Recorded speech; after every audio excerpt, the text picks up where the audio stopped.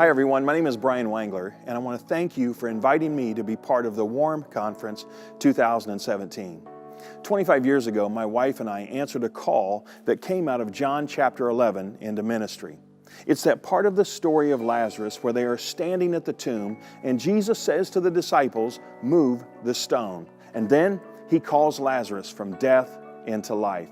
That phrase, "move the stone," became a battle cry for us. We were committed to moving barriers that kept unchurched people from hearing the voice of God through the local church, and that kept the local church from becoming who God had designed and destined her to be in the community. Regardless of the size or location of your church, it's an exciting time to be part of the body of Christ.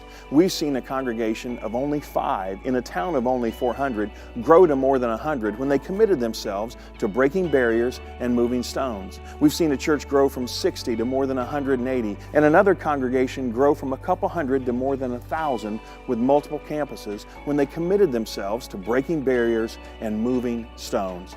Currently, we're in the city of Chicago, where we're part of a 112-year-old congregation that is committed to re-engaging the city and delivering the church where it's needed most in some of the under-resourced neighborhoods, all for the purpose of putting the church where it belongs, right down the block. All of this happens when God's people commit to breaking barriers and moving stones. There's 3 things I'm convinced of about you, even though I haven't met you yet. First of all, your church matters.